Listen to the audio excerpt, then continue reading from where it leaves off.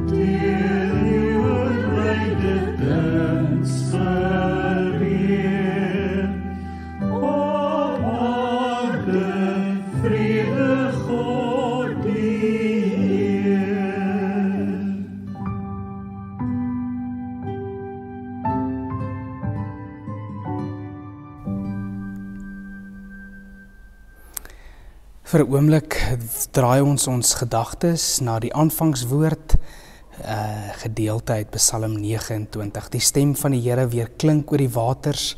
Dit is die magtige God wat die weer laat dreun. Die Here self is op die groot waters.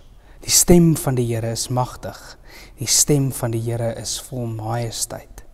Die stem van die Here kloof die seders van die Libanon oop. Hy laat die Libanon bokspring soos 'n kalf en die Sirion soos 'n jong bees. Die stem van die Here laat weerlig uitslaan. Die stem van die Here laat die woestyn bewe. Die Here laat die Kades woestyn bewe. Gees van die lewende God, wees ook die tuinier van ons harte en ons wag op U in U wete dat U kragtige naam Jesus Christus ook vir ons redding beteken. Werk diep in die rykdom of in die ryk kompos van nuwe visie en vreugde ook wat 'n nuwe jaar mag inhou en plant ook diep in ons harte U lewegewende woord. Versorg, gee water, koester ons harte totdat die nuwe lewe in ons ontkiem en dit uiteindelik groei en blom. Amen. Vriende, ons is in hierdie tyd, in Epifanie tyd, lees ons saam ook uit 'n wonderlike gedeelte uit Matteus 3 en ons lees daar van die doop van Jesus. Ons lees vers 13 tot 17. In daardie tyd het Jesus van Galilea af na Johannes toe by die Jordaan gekom om deur hom gedoop te word. Maar Johannes het dit probeer verhinder deur te sê, ek moet eintlik deur U gedoop word en U kom na my toe. Jesus het hom geantwoord, nogtans moet jy dit nou doen, want op hierdie manier moet ons aan die wil van God voldoen. Daarna het Johannes ingestem en Jesus is toe gedoop en het dadelik daarna uit die water gekom. Met eens het die hemel bokant hom oopgegaan en hy het die gees van God soos 'n duif sien neerdaal en op hom kom. Daar was ook 'n stem uit die hemel wat gesê het, dit is my geliefde seun, oor hom verheug ek my. Dit is my geliefde seun, oor hom verheug ek my. 'n Wonderlike aangrypende gedeelte, en in hierdie tyd van Epifanie praat ons oor Epifanie wat beteken 'n verskyning, 'n openbaarmaking, en dan die woord Theofanie praat van 'n godsverskyning, dat God op 'n wonderbaarlike wyse homself kon bekend maak. Nou, die doop van Jesus en die doop van gelowiges en die doop van Johannes die Doper het sy aksente en betekenis lê op verskillende plekke. So Johannes die Doper het mense gedoop, amper 'n bekeringsdoop, dat hulle self moet regmaak, die pad gereed moet maak vir die Here. En dat ek en jy, as ons dink oor ons eie doop, of die kinders wat ons doop, dat ons iets is wat God sy verbond met ons kom sluit, en dat ons onsself daarin herinner en kinders doop, omdat God kinders en ons as mense eerste gekies het. En hierdie interessante gebeure is dat Johannes sê vir Jesus, dit is eintlik andersom, ek moet deur u gedoop word. Dan is daar 'n klomp ouens wat praat en skryf oor hierdie gedagte dat Jesus 'n mens word. Iemand skryf so 'n mooi gedig wat sê dat ek is maar 'n korreltjie sand of korreltjie klein, en dat hierdie groot almagtige God word in sy menswording in die tyd van Kersfees, word hierdie almagtige God 'n korreltjie sand, soos die mens, en dat sy doop heel anderste as ons Christene wat gedoop word, is dat die probleem vir die vroeë kerk is dat Christus het geen sonde gehad nie, en waarom moes hy dan nou hierdie doop van Johannes die Doper, hierdie sonde wat afgewas word, hierdie bekeringsdoop om die pad gereed te maak, omdat hy dan nou die een is, die gesalfde is, dat hy die een is waarin daar geen duister of sonde skuil nie, waarom dan nou uiteindelik dat hy deur Johannes gedoop word, en dan sê hy, ons moet doen aan die wil van die Vader, ons moet net doen wat die Vader van ons verwag. Wat baie interessant is, soos ook in hierdie gedeelte, is dat in die ander evangelies van Lukas en in Markus, dan praat hulle in die tweede persoon, en hier hoor ons in Matteus die derde persoon, hierdie, of dit is, of hierdie is my geliefde seun. En ouens skryf daaroor en sê dat dit eintlik, as dit so beskryf word, veronderstel dat almal hierdie stem kon hoor, en almal op 'n manier ingetrek word by hierdie godsverskyning, hierdie openbaarmaking. En dat dit eintlik vir my en vir jou wil roep tot om kennis te neem, om aandag te neem, om notisie te neem. Dat hierdie gebeure wat hier afspeel, dat dit amper die vertrekpunt, die lanceerstrook is van Jesus se bediening, van waar hy nou gaan van hier af verder sy bediening voortsit. En dat dit baie interessant is dat baie ouens dink ook oor hierdie gedagte en sê dat Christus homself op gelyke wyse homself, as ons die Christus hymne in Filippense 2 raak lees, dat hy homself ontledig het en hom leeg gemaak het, dat hy uiteindelik deur hierdie doop te ondergaan, dat hy amper op 'n manier in reaksie reageer op dit wat uiteindelik vir hom sou volg, dat hy uiteindelik die sonde van hierdie wêreld op hom sou neem, en dat hy dit dan nou sal kom wegwas. En dan hierdie woorde en in die tyd van Epifanie sou mens eintlik tot en met net so voor as woensdag aanbreek, sou mens elke Sondag eintlik vir mekaar kon sê hierdie woorde: neem kennis, wees waaksaam, neem notisie, hierdie is my geliefde seun. 'n Teken van God sy bekendmaking, sy verskyning en 'n wonderlike manier om vir ons daarin te herinner dat hierdie Christus, dat hierdie seun is ook hierdie Jesus wat hier in hierdie toneel vir ons op so 'n wonderbaarlike wyse bekend gestel word. Let op, neem kennis.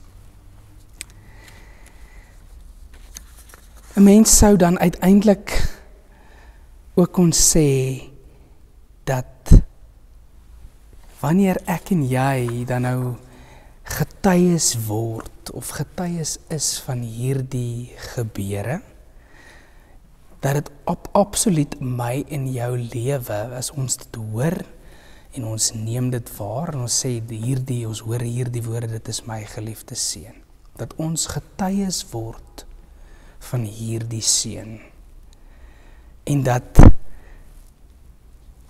Christus uiteindelik, wanneer ons praat van 'n lanceerstrook of waar Christus se bediening nou uiteindelik momentum kry en 'n lanceerblad of 'n wegspringblok word vir sy bediening, is dit op 'n manier ook as ons dink oor ons eie pad, ons eie bediening, ons eie roeping as gelowiges. Dan is dit so. Die doop bring eintlik 'n bepaalde spesifieke lewe deur die krag van die Gees, sit dit in werking.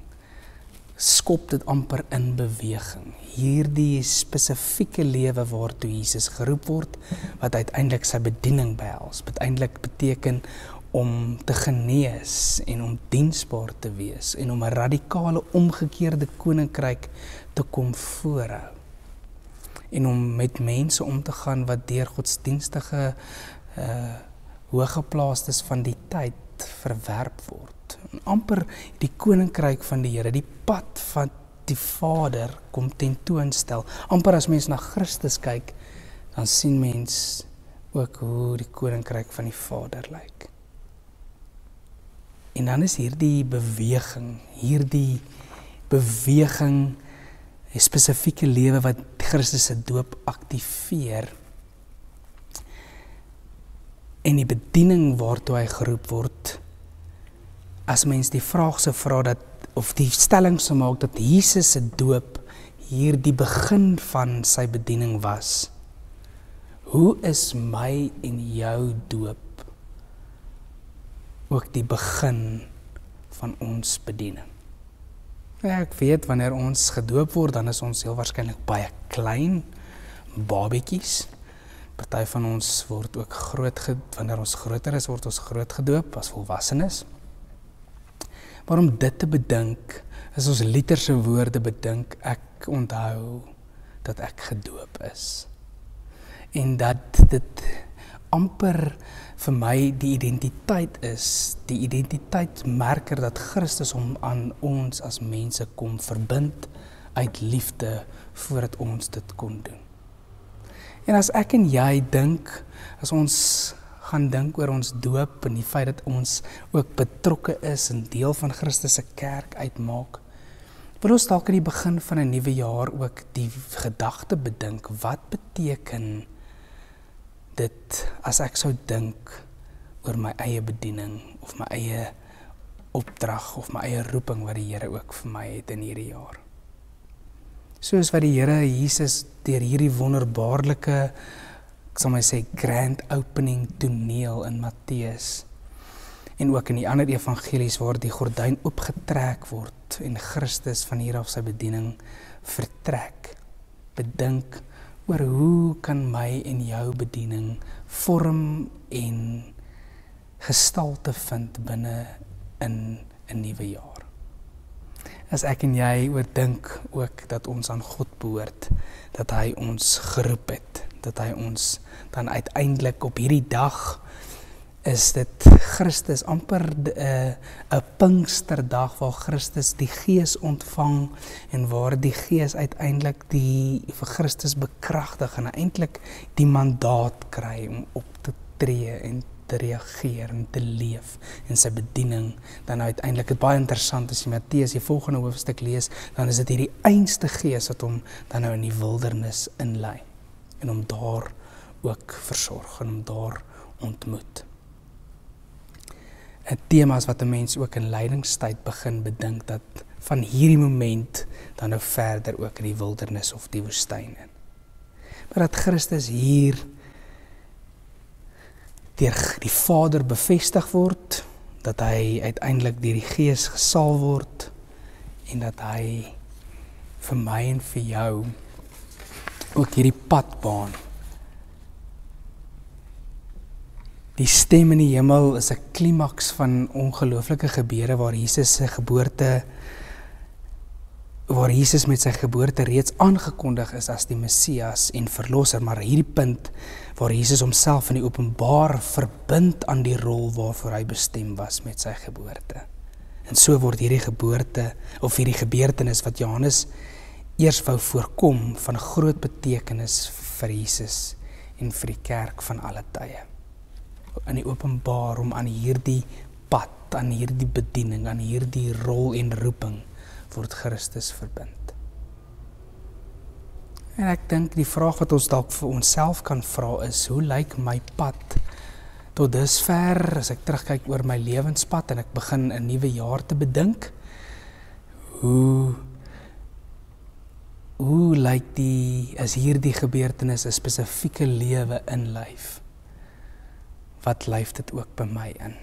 Hoe kan ek opnuut dink oor my deel wees van God se kerk, om deel te wees en om aan hom te behoort, en tot watter lewe roep dit vir my en vir jou op? Mag die Here ons ook in hierdie jaar daartoe seën en mag hy ons bekragtig en salf deur sy Gees om as sy getroue getuies in hierdie wêreld van die ware lig te getuig. Kom ons bid saam. O wonderlike Here, dankie vir die groot genade en die liefde. En ons bede is, o Here, dat U ons ook kragtig sal seën, dat ons deur U Gees bekragtig sal wees om ons pad en ons roeping en dit wat U vir ons bestem het en waartoe U ons heen stuur in hierdie jaar. Dat dit al hoe duideliker vir ons sal word en dat ons daartoe sal antwoord met ons harte, met blymoedige harte en sal reageer op die pols en die roepende stem van die Gees. Dankie vir U liefde, dankie vir U groot genade. Ons loof en ons prys U wonderlike naam. Amen. Ons sluit dan nou uiteindelik ons saamwees af met 'n wonderlike lied 440. God salf ons, die Gees salf ons met sy Gees.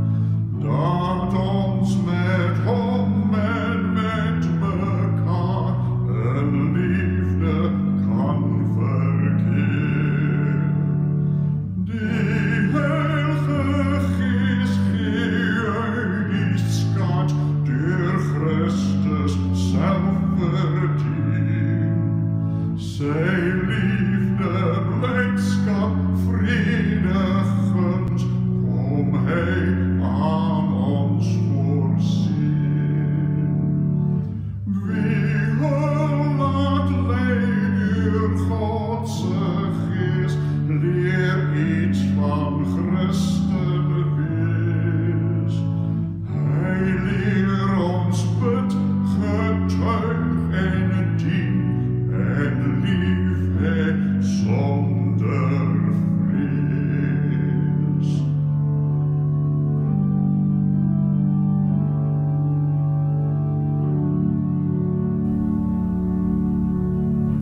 ontvang dan nou so ook die seën van die Here en gaan leef in sy liefde. Die Here sal julle seën en julle beskerm. Die Here sal tot julle redding verskyn en julle genadig wees. Die Here sal julle gebede verhoor en aan elkeen van julle sy vrede gee. Amen.